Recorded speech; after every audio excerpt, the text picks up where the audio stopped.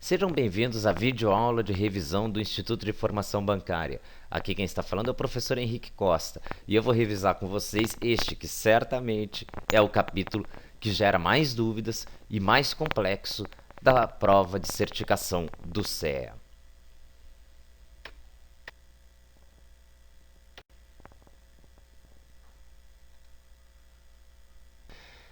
Essas são as fórmulas, apenas para quem quiser um dia ver quais são as fórmulas que o Black-Scholes desenvolveram para calcular a call e a put.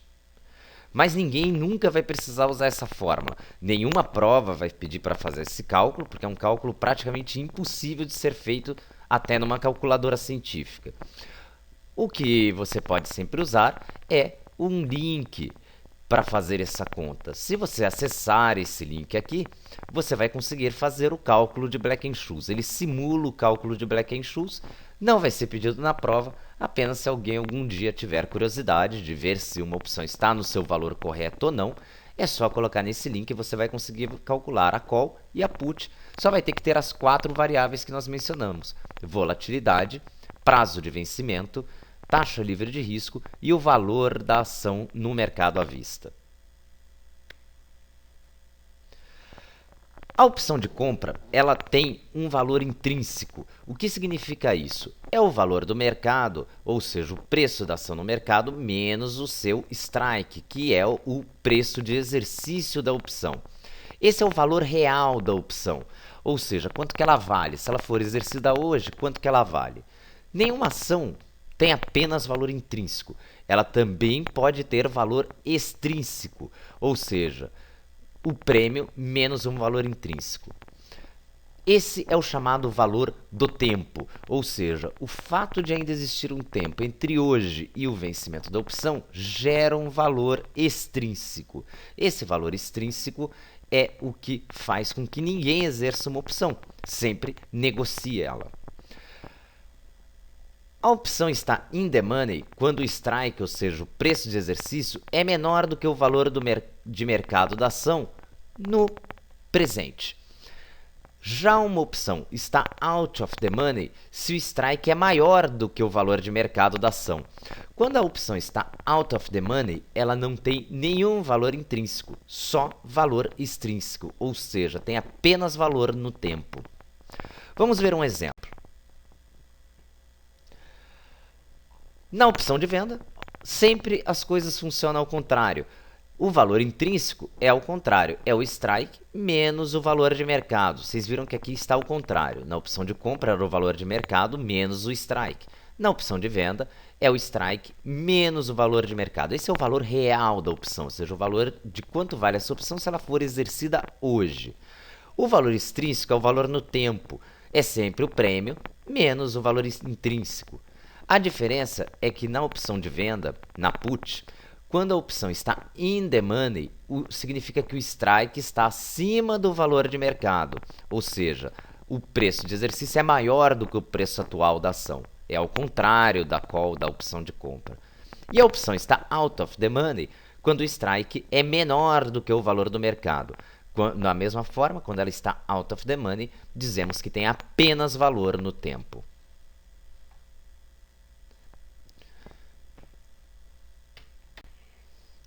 Vendo aqui um exemplo de uma call, uma opção de compra. Vamos supor que a ação da Petrobras está valendo R$30 na Bolsa de Valores hoje. E você decide comprar uma opção de compra do tipo C28. A Petro C28. O que significa isso?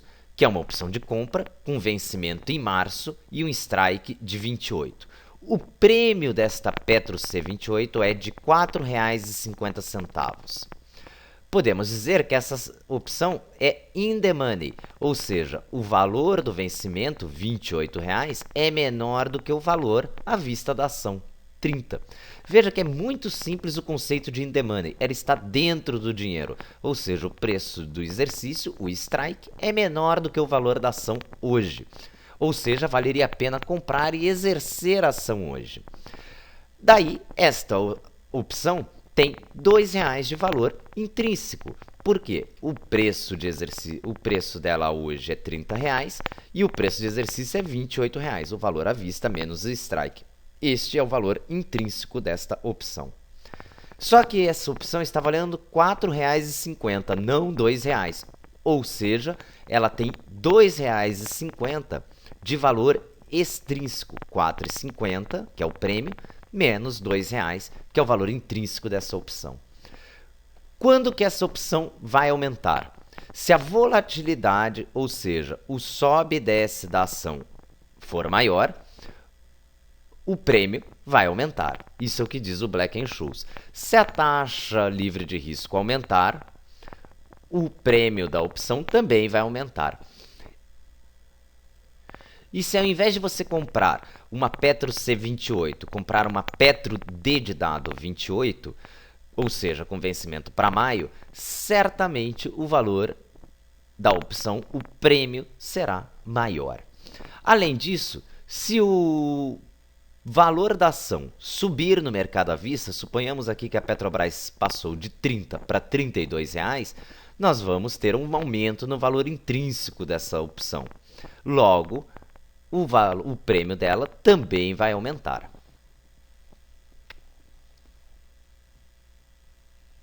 Vamos ver agora um outro exemplo. O valor da opção, agora eu estou comprando uma opção Petro C32, ou seja, uma opção de compra, uma call, com vencimento em março, com strike de R$ 32,00. O valor desta opção é R$ 1,50.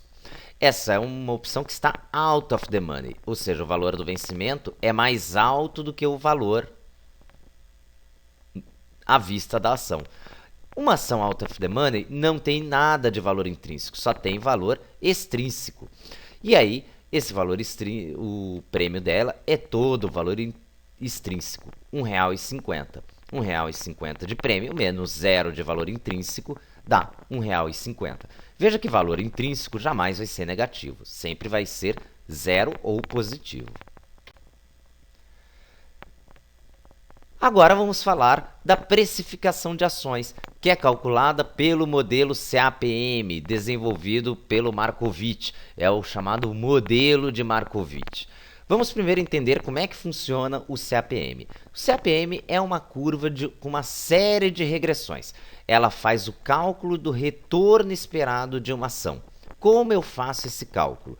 O meu retorno esperado é igual à taxa livre de risco mais um beta do mercado vezes a expectativa de retorno do mercado menos a taxa livre de risco.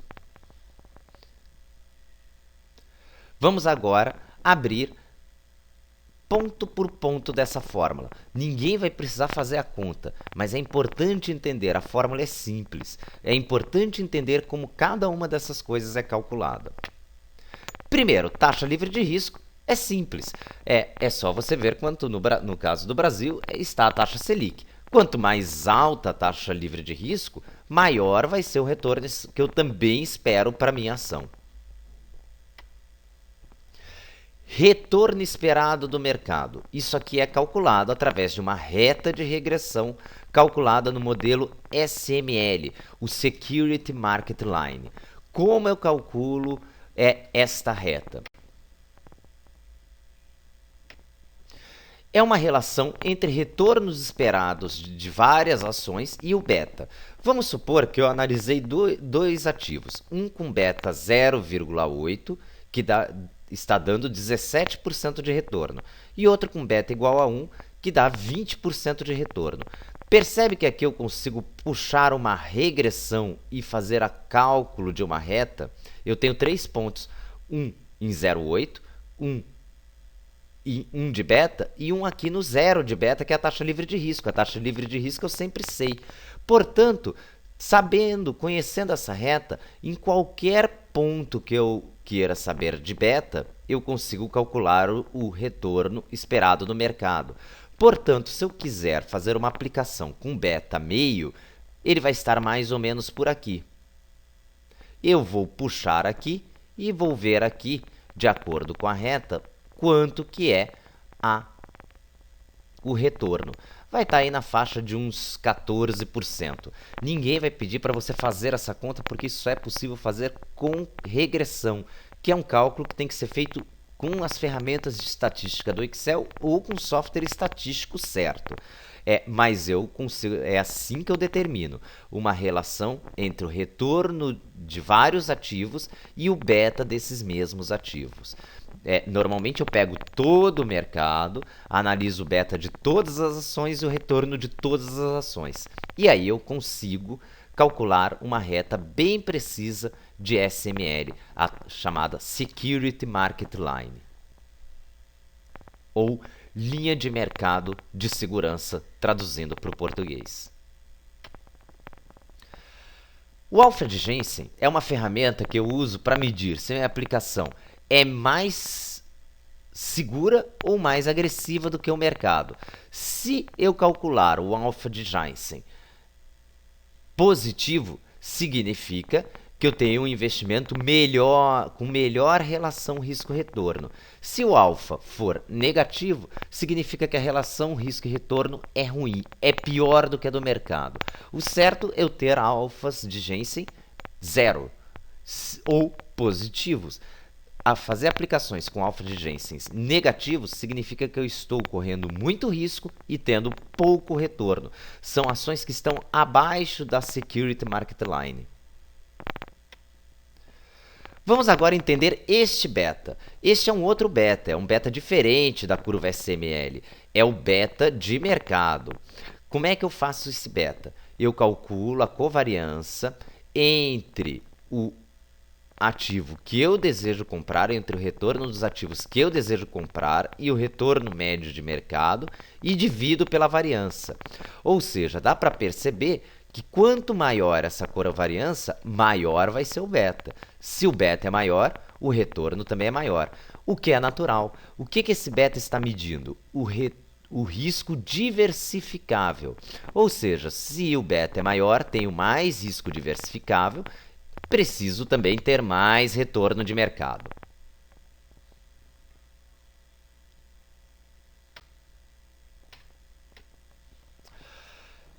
E agora vamos entender então a teoria de Markowitz. A teoria de Markowitz, da mesma forma, cria uma linha através das curvas de regressão.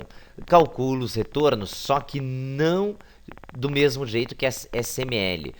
A SML estava calculando o retorno de mercado e aqui estava o beta.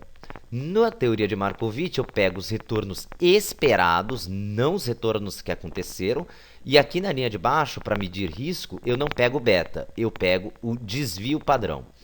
Com base nisso, eu crio uma linha chamada Capital Market Line, ou seja, a linha do mercado de capitais. A Security Market Line, a SML, mede o que foi, ou seja, o que foi para trás eficiente. A CML está medindo daqui para frente, ou seja, quais são as aplicações, como que o mercado vai se comportar daqui para frente. E aí aparece essa linha aqui em curva, ó, que está metade azul, metade vermelha. Ela é a chamada fronteira eficiente. O que o Markowitz concluiu?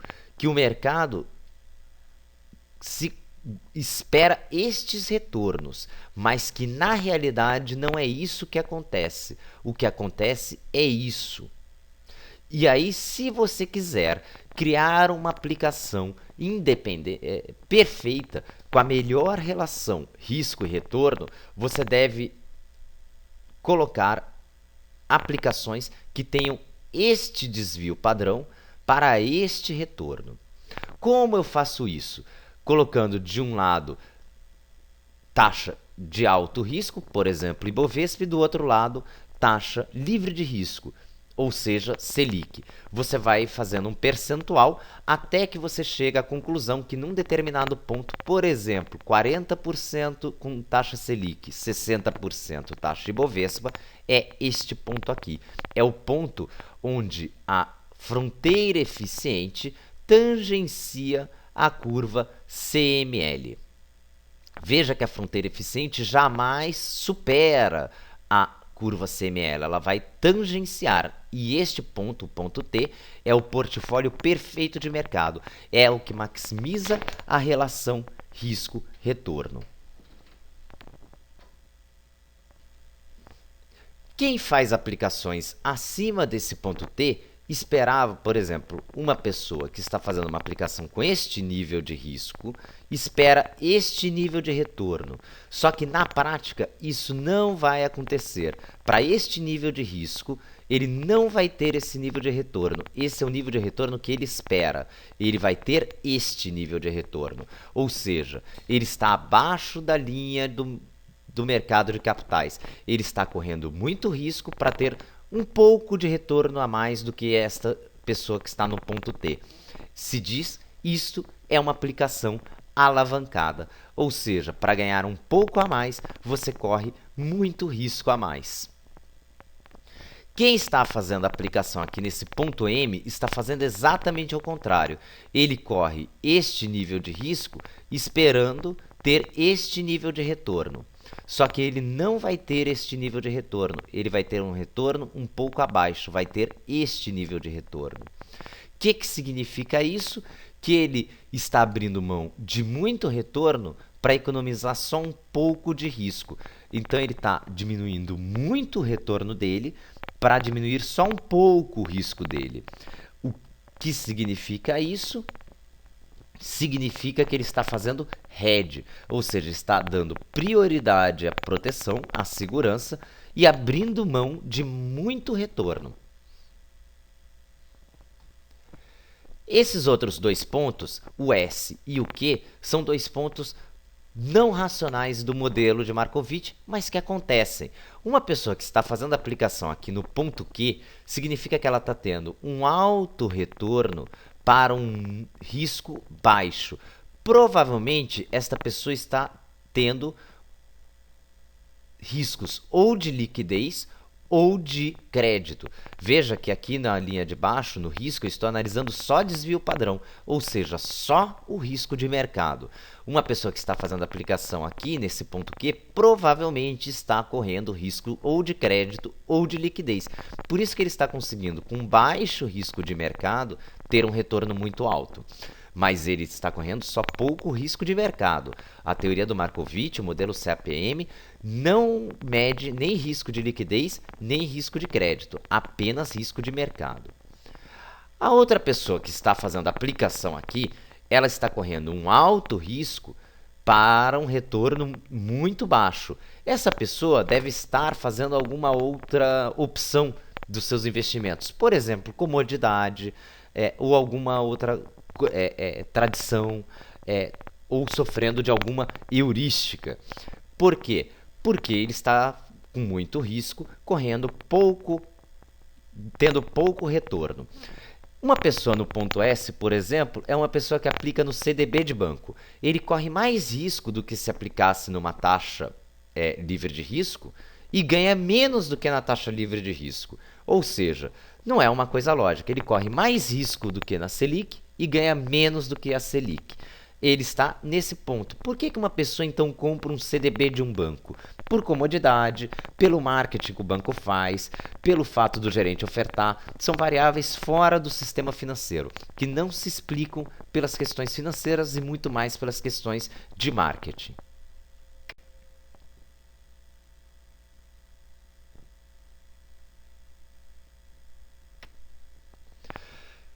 Vamos ver aqui um exemplo real da teoria de Markowitz sendo aplicado.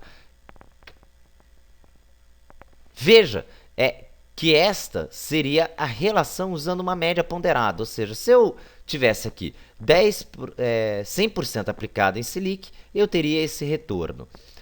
E aí, à medida que eu vou aumentando o percentual de Ibovespa, eu vou aumentando o risco e aumentando o retorno até chegar aqui. Essa seria a reta normal. Se você fizesse a conta, chegaria nesta reta. Mas você vai ver que não é assim que acontece. Se você fizer o cálculo real, você vai ver que não é uma reta, é uma curva que faz assim. Veja que teve um ganho de eficiência para quem aplicou 50% em Selic, 50% em Ibovespa. Ele deveria correr este risco e ter este retorno. E ele andou para este ponto aqui, com menor risco e com pouco a mais de retorno. Isso aconteceu devido à diversificação.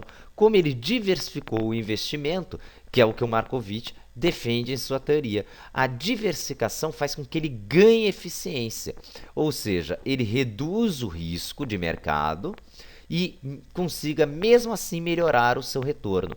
Por isso que fica aqui.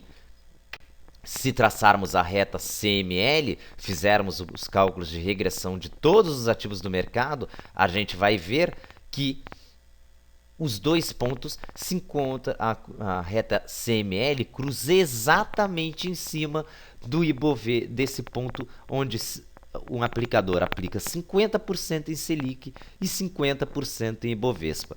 Isso aqui foi calculado numa tese de mestrado da Universidade Federal do Paraná, ou seja, foi novamente comprovada que existe a fronteira eficiente entre a taxa Selic e o Ibovespa.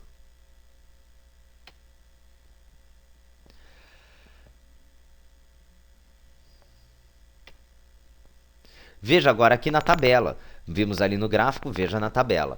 O retorno analisado sem o Markowitz deveria ser 23,58 e o risco 20, o desvio padrão, o risco 24,79. Isso aqui deveria estar acontecendo para 50% Selic, 50% Ibovespa. Quando eu aplico a teoria do Markowitz, eu vejo que o retorno é um pouquinho maior, 23,61, e o risco um pouco menor, 20,56%, ou seja, um aumento de 0,03 no retorno, que é pouquinho, mas uma redução bem considerável no risco, 4,23% a menos de desvio padrão. Ou seja, a diversificação conseguiu produzir um aumento de retorno com redução de risco, que contraria um pouco aquela lógica de quanto mais risco, mais retorno. A coisa não funciona tão assim. É preciso analisar todos os riscos e todas as situações envolvidas. E é isso que o Markowitz analisa. A teoria de Markowitz, ela tem algumas limitações, entretanto. Primeiro, se prevê que os investidores têm acesso a todas as informações. Sabemos que não é verdade. As informações são todas públicas, mas uma pessoa ter acesso a todas é muito difícil, porque as informações são muitas. Que não existe custo de transação. Isso também não acontece. Transação, imposto e arbitragem existem no mercado. Não é possível negociar na Bolsa de Valores sem pagar corretagem ou sem pagar impostos. Pensa sempre que o investidor é racional, nenhum é agressivo, nenhum é conservador. Se pressupõe que as distribuições são normais, isso a gente viu muito distribuição normal lá na aula de mensuração de risco, mas a distribuição normal é uma forçação de barra, ou seja, acredita-se que é normal, pressupõe-se que a distribuição dos retornos é normal, quando na realidade ela não é. Então, os modelos estatísticos, todos são construídos em cima de uma pressuposição que não é totalmente correta. E aí a restrição mais difícil de todas, que os investidores podem emprestar o dinheiro pela taxa livre de risco. Até aí é possível, mas não dá para tomar emprestado pela taxa livre de risco. Ninguém vai conseguir contrair o empréstimo no Brasil pagando a taxa Selic.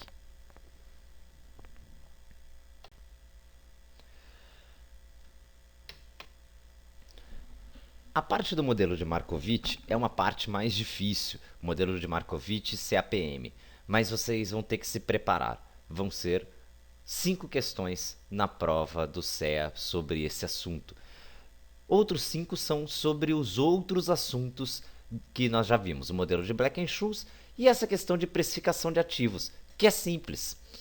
Precificação de ativos pode ser feita também pelo Sharpe. Todos esses modelos foram baseados no modelo de Markowitz, mas uma tentativa de simplificar e de fazer uma conta mais precisa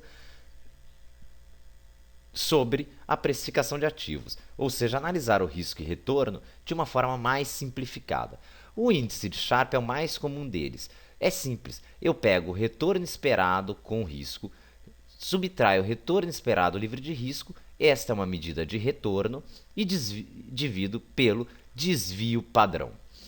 Esse é um mecanismo bastante fácil, bastante simples de se calcular o índice, a relação risco e retorno.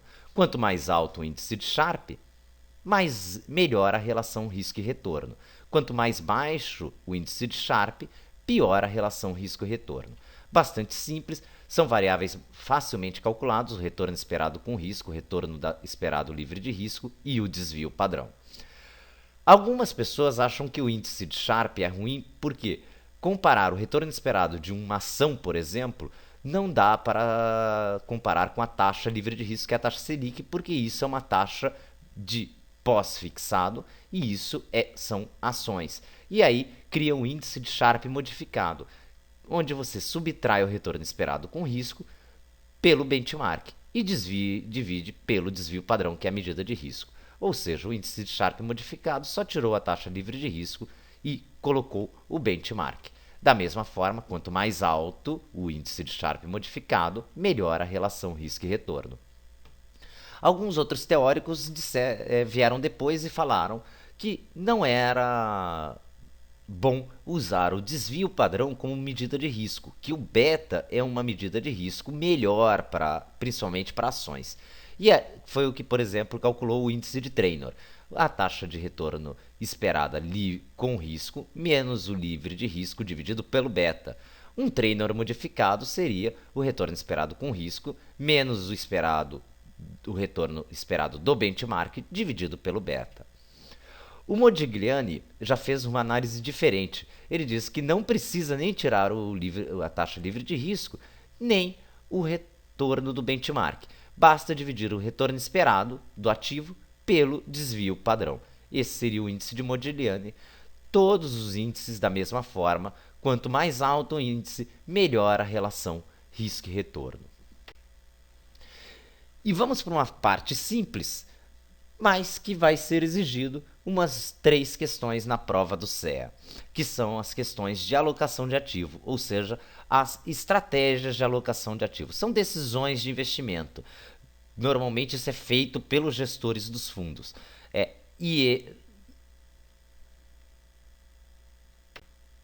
A primeira estratégia de alocação de ativos é a alocação de ativos com pesos constantes, ou seja, o gestor ou o investidor determina um percentual que ele vai deixar aplicado em cada tipo de risco. Por exemplo, esse investidor aqui, no nosso exemplo, deixou 50% em renda fixa, 30% em cambial e 20% em ações. Essa é a estratégia de alocação dos ativos dele.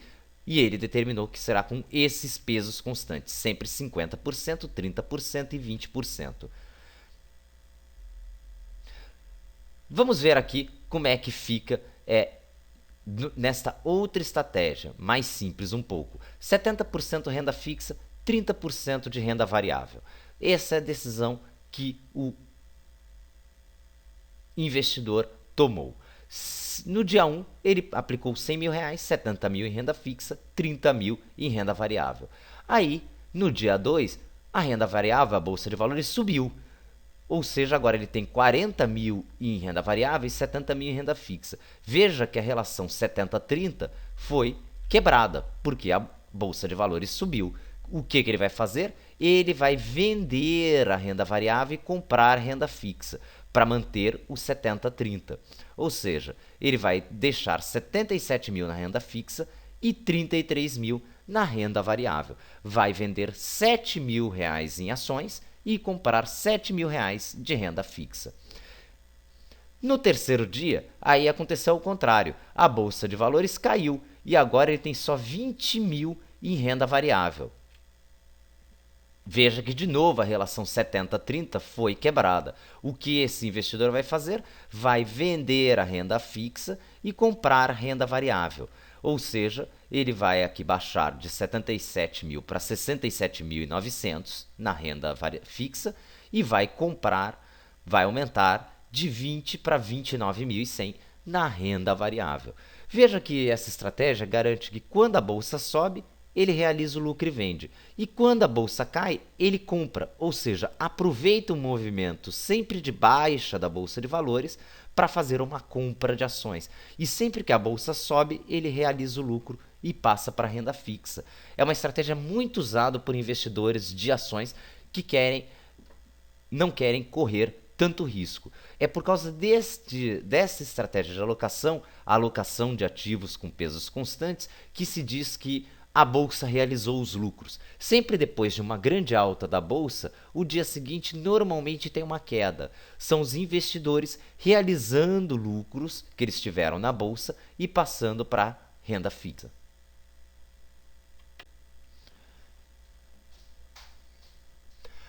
A segunda estratégia de investimento é a alocação tática. Essa é uma estratégia muito usada por quem opera só com ações. Como funciona essa alocação tática? O investidor determina uma meta de ganho e uma meta de perda. Ou seja, ele compra uma determinada ação e já manda imediatamente a ordem de venda. E ainda faz um stop, ou seja, coloca também uma ordem para, se a ação bater determinado valor, ele vender. O que esse investidor aqui, nesse exemplo, fez? Ele comprou a ação da Petrobras por R$30 e já mandou uma ordem de venda por R$34. Quando a Petrobras chegar em 34, ele vai vender a Petrobras, independente se a Petrobras vai continuar subindo ou não. Ele chegou em 34, ele vendeu, ele determinou que quer ganhar R$4 com a ação da Petrobras e isso vai acontecer. Quanto tempo vai levar? Ninguém sabe. Pode acontecer no mesmo dia, daqui a uma semana, daqui a um mês, daqui a um ano, daqui a 10 anos. Mas ele vai determinar que na Petrobras ele vai ganhar R$4 por ação. E para não correr risco da ação cair muito, ele também faz um stop. Ou seja, se a ação da Petrobras bater esse valor de R$28, ele vai vender pelo preço que tiver. Ou seja, ele determinou que o ganho máximo dele é R$4 e que a perda máxima dele é de R$2. A terceira estratégia é a alocação dinâmica, que é a mais usada por pequenos investidores.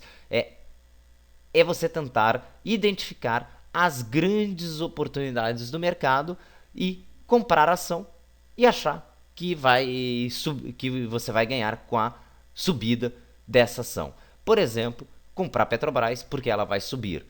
Você acha que a Petrobras vai subir, vai lá, compra a Petrobras, não tem uma determinação de quanto que ela vai subir, só acha que ela vai subir. Isso aqui é muito utilizado por pequenos investidores e principalmente por quem faz alocação grafista. Enquanto a alocação tática era utilizada por quem usa análise fundamentalista, ou seja, ele vê que o preço da ação vale 34 e está valendo 30, ele compra por 30 para vender por 34, a alocação dinâmica é pelo grafista.